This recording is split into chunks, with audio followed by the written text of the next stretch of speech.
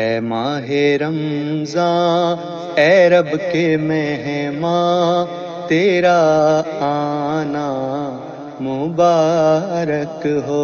السلام علیکم ورحمۃ اللہ وبرکاتہ۔ الحمدللہ وکفا والصلاۃ والسلام علی من لا نبی بعد، اما بعد۔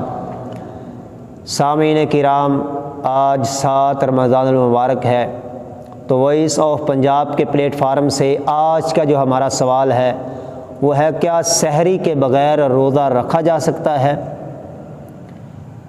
تو بندہ مومن کے لیے سحری کا اہتمام کرنا انتہائی ضروری ہے، کیونکہ سحری کرنا نبی کریم صلی اللہ علیہ وسلم کی سنت ہے، فرض یا واجب نہیں ہے۔ جیسا کہ نبی کریم صلی اللہ علیہ وسلم نے فرمایا، تسحروا فإن فی السحور برکۃ، سحری کیا کرو کیونکہ سحری میں اللہ نے بڑی برکت رکھی ہے۔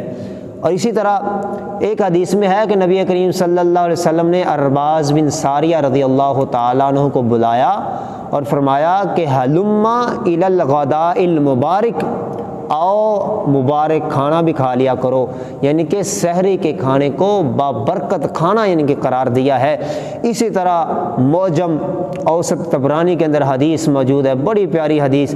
نبی کریم صلی اللہ علیہ وسلم نے فرمایا، ان اللہ وملائکتہ یصلون علی المتسحرین، فرمایا اللہ اور اس کے فرشتے سحری کرنے والوں پر درود بھیجتے ہیں۔ درود بمعنی رحمت کی دعائیں یعنی کہ کرتے ہیں، یعنی کہ جو بندہ سحری کرتا ہے وہ اللہ اور اس کے جو مقرب فرشتے ہیں اس کی وہ دعائیں سمیٹتا ہے۔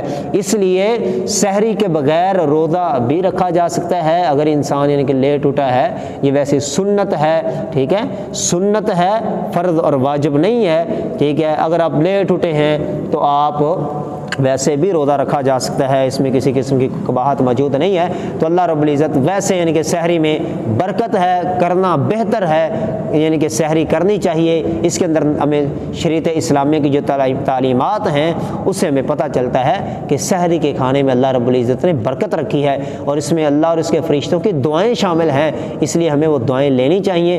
اگر کوئی ایسا دن بھی آتا ہے جاگ نہیں آتی، کوئی انسان بیدار نہیں ہو سکتا، تو وہ یعنی کہ ویسے ہی روزہ رکھ لے، نیت اس کی موجود ہے تو ویسے ہی روزہ کو شام تک یعنی کہ نبھائے۔ تو اللہ رب العزت سے دعا ہے کہ اللہ رب العزت ہمیں دین سمجھنے کی توفیق عطا فرمائے۔ وما علینا الا البلاغ المبین۔